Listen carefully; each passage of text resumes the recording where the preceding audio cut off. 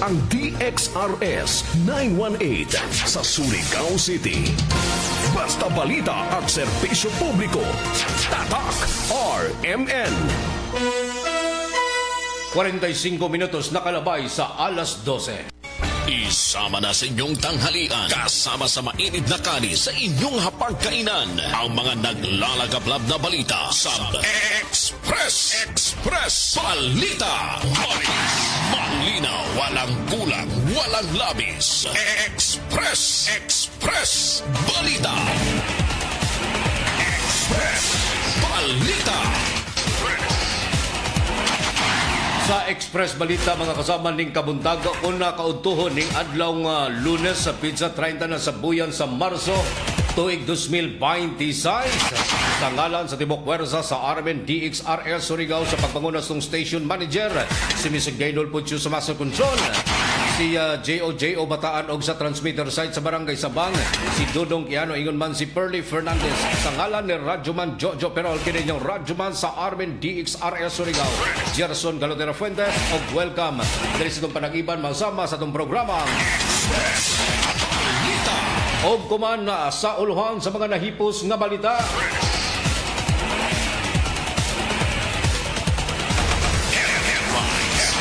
Kapulisan andam na sa pagpatuman seguridad at tulusan sa Semana Santa. Mga pipila ka mga police officer ikatag na sa mga pampublikong lugar. Barangay Orok tagtumbok ini na drug cleared barangay sumala pa sa PNP. Mga bakasyonista dagsa na sa mga pantalan para sa biyahe sa dinagat ingon man Siargao. FBI nga nadakpan sa bypass operation positibos paggamit ng droga gikasuhan na. Tanan usa ka babadjing nalambigit sa kasong pagpangawat i-inquest kuman na adlaw didto sa korte sa kasong giatubang linis kasong pagpangawat human nga madakpan sa entrapment operation. Kanaguban pa manabagang balita mga kasama diri lamang sa itong programa sa Express Balita. Isama na sa inyong tanghalian kasama sa mainit na kanis sa inyong hapagkainan ang mga naglalagablab na balita sa Express Balita. Malinaw, walang kulang, walang labis. Express Balita. Sa detalye sa mga nahipos nga balita, andam na sa himuong pag-deploy sa gatusan ka mga police personnel na ipakatap mga kasama dinis pampublikong lugar taliwala sa paghandom sa Semana Santa. Kini naglalangko mga kasama sa pipila ka mga police officer na ipakatap dinis sa labi na sa mga port area, sa bus terminal o sa mga pampublikong lugar, labi na ang simbahan. Kini tagtumbok mga kasama sa Surigao City Police Station, pinagi sab ni Police Lieutenant Colonel Attorney Mariano Lucman, ang Chief of Police ng Surigao City Police Station. Kinsa mihimo kini og lakang para sa masigurong kaluwasan sa mga katawhan og magpadadyon usab ang hapsay sanan malinaw nga syudad at usab sa balaan nga Semana Santa. Ibutang gini o i-deploy sa mga pampublikong lugar sama sa simbahan, terminal o mga beach resort. Agig paghando mga kasama sa Semana Santa.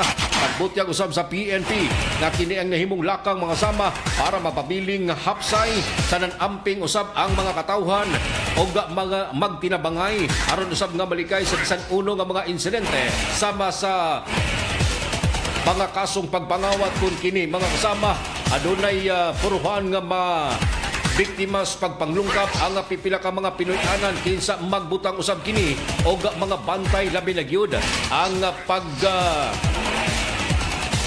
himo og lakang ang pagbutang og CCTV camera sa mga nagkadaiyang lugar labi na gyud sa mga pribadong Pinoy-anan. Ini ang awag usab sa mga otoridad nga taliwala nining mao nga paghandom sa Semana Santa. Dili usab kini magkumpiyansa og ibutang usab sa hapsay labi na gyud ang pagbutang og mga kandado sa mga tagsa-tagsa ka mga Pinoy-anan kung kini bidyaan para sa ilang pagbakasyon. Dugang hanay pa sa mga balita o kasayuran. Hingpit na mga kasama nga gikasuhan sa kasong paglapas sa Section 5 o Section 11 sa RA 9165 o Comprehensive Dangerous Drug Act of 2002 ang nadakpang 48 anyos nga bar cashier human kini nga madakpan sa gilunsad nga bypass operation sa mga operatiba ng Provincial Drug Enforcement Unit sa pagpanguna ni Police Major Audrey Rose Rivero. Kini ang lakang nga taghimo mga kasama sa gihimong inquest proceeding dito sa korte human nga madakpan ang gikonsiderang high value individual drug suspect na si Alex Antolin Bisio, 48 anyos, residente kini mga kasama sa Purok 9 Barangay Tapa ning syudad. Mahinumduman nga mukabat sa 12.15 gramos nga gibugaton sa drogang nagkantidad sa 81,600 pesos ang na-recover human kini nga madakpan sa gilunsad nga bypass operation. Balita. Duganghan ay pa sa mga balita o kasayuran tagtumbok usab mga kasama o malampuson ang gihimo nga first semester barangay assembly sa barangay Orok sakop ning syudad kagahapon adlaw. Kini naglangkob mga kasama sa gihimo nga lakang ng PNP aron usab nga mahimo o makonsidera nga drug cleared barangay sigon pa sa tagbutyag sa mensahe mismo ni Police Lieutenant Pastera, ang membro sa Philippine National Police na nakabase sa Surigao City Police Station kinsa usa sa mga dinapit nga mga bisita sa gilunsad nga barangay assembly sa barangay Oro kagahapon adlaw sa pagpangunan ni Barangay Kapitan Edna Torigusa. Nahimong tumong niini ang pag-awhag sa publiko labi na gyud nga mamahimo kining makadaot labi na sa mga kaugmaon sa kabataan ang paggamit sa droga. Dako usab ang nahimong pagpasalamat ni Barangay Kapitan Edna Torigusa sa mga mintambong labi na ang dinapit nga bisita taliwala sa tumong nini ang mapalambo usab ang Barangay Orok. Balita. Duganghan ay pa sa mga balita o kasayuran, gidagsa na sa mga bakasyonista ang mga nakailaing pantalan sanan ang terminal para sa pasaherong mubakasyon sa umaabot nga Semana Santa. Kini ang gihimo nga pagmonitor usab sa RMN DXRS Surigao diin Lunes Santo o Lunes Santo pa lamang dagsa na ang mga terminal sa mga pasayrong pasingod na sa mga probinsya din adunay biyahe hangtod na kini lamang sa Huwebes Santo. Tagbisita usab sa RMN DXR Surigao ang Global Port sa Barangay Tab diin nasiplatan usab ang mga turista o mga foreigner nga mubakasyon dito Siargao ingon man sa Dinagat Islands nga nagbook sa ilahang mga tickets. Hangtod usab ang biyahe sa Huwebes Santo balik na normal usab ang biyahe nini sa adlawng Sabado.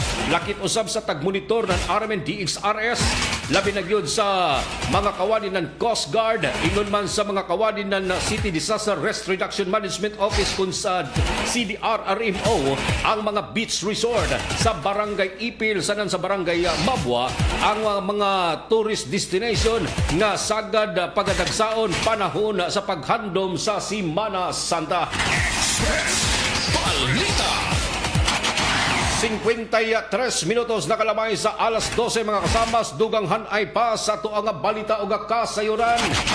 Giduso na dito sa korte mga kasama ang kasong ipahamtang sa usa ka 22 anyos nga babaji nga nalambigit kini mga kasamas kasong pagpangawat human nga gilunsad ang joint operation ng Dinagat PNP ingon man ang Surigao City Police Station kagahapong adlaw sa may alas 8:30 antak na sa gabi. May report sa buhatan sa kapulisan ang og nakigkoordinar ang mga personahe sa Basilisa Municipal Police Station sa pagpanguna ni Police Lieutenant Mario Siguera kalabot na sa insidente sa pagpangawat diin nalambigit ang usa ka taga Surigao nga nikilayang si Princess Erica Timon Bail, 22 anyos kinsa gireklamo kini sa kasong pagpangawat nan mahalon nga gadget din taghanjag usab kini dinhi sa Surigao nga ibaligya rason nga mihimo gilayon kini og entrapment operation. Ang mga kapulisan hinungdan sa ijang pagkasikop. Nakumpiskar gikan sa posisyon sa suspect ang usa ka Lenovo Tab M10 nga mahalon ang kantidad nga gikan pa kini sama gikawat didto sa Dinagat Island sa usa ka magtutudlo sa Edera Elementary School sa Basilisa, Dinagat Island. Na-recover usab sa posisyon sa mga mao nga suspect ang lain pang laptop mga kasama. Diin na usaw-usab kini sa mga gikawat sa suspect diin mag-atubang sa kasong paglapas sa Presidential Decree number 1602 o 1612 kung anti-finching law. Wala pa sa mga operatiba ng Theft and Robbery Unit nga giduso na nila dito sa korte ang kasong ipahamtang batok na nasangpit nga danakpan nga naakuman sa kustudiya sa Surigao City Police Station. Isama na sa inyong tanghalian kasama sa mainit na kanis sa inyong hapagkainan ang mga naglalagablab na balita sa Express Balita. Mabilis, malinaw, walang kulang, walang labis. Express Balita. Balita. Mo kato mga kasamang naglangkob niya itong programa kuman ning kaudtuhon ning adlawng Lunes sa pizza 30 sa buyan sa Marso. Apan sa dili pa mga kasama, usa sa mga panuwagan nga giduso usab diri sa RMN DXRS sa usa ka babaji mga kasamang nahagbungan og cellphone nga usa ka iPhone 13 nga dark gray ang color ya sa may Purok Hilltop sa Espina Street sa Barangay Tapa ning syudad kaganinang pasado alas 8:30 antak na sa buntag. Sumala pa sa nagreklamo nga usa ka tricycle mga kasama nga light blue ang color nga nakuha pa ang body number nga isida sa 3494 nga gimaniho sa wa pa makilaing driver og pasahero nga mingpunit sa maong cellphone mga kasama base sa gireview nga CCTV camera sa Pinoy-anan mismo sa nagreklamo. Ang nagreklamo mga kasama midangob sa buhatan sa kapulisan o kini nanawagan sa publiko sa sikinsa ang kilaya sa driver ring di pasayro ang tricycle nga EC3494 nga i-report gilayon sa buhatan sa kapulisan o di bakha sa buhatan ng City Traffic Management Office o di bakha i-turn over din sa RMN DXRS Surigao. Nasayran mga kasama kini nga maong nagreklamong nakilay ang si Miss Karen ang bidangob sa buhatan sa kapulisan para sa pagpablatter nini og i-review na usab nila ang CCTV camera para usab nga makilayan o masikop ang nagmaniho nining di pasayroan nga tricycle. Mao kato mga kasamang naglangkob niya itong programa kuman sa Express Balita ning kaudtuhon ning adlawng Lunes na pizza 30 sa buyan sa Marso. Ngalan sa Tibok Pwersa sa RMN DXRS Surigao sa pagpangunas ng station manager si Miss Gaydol Puchu sa Master Control, si J.O. Bataan og sa transmitter site sa Barangay Sabang, si Dudong Quijano ingon man si Pearly Fernandez. Sa ngalan ni Radyoman Jojo Perol, kini inyong Radyoman sa RMN DXRS Surigao. Kasama nyo kanunay serbisyo publiko Gerson Galotera Fuentes. Buyo na lamang dagan salamat sa inyong pagpaminaw o maradyaw na pagpaniud to kanatong tanan. Express Balita. Oras mga ka-idol, 2 minutos sa dili pa ang alauna.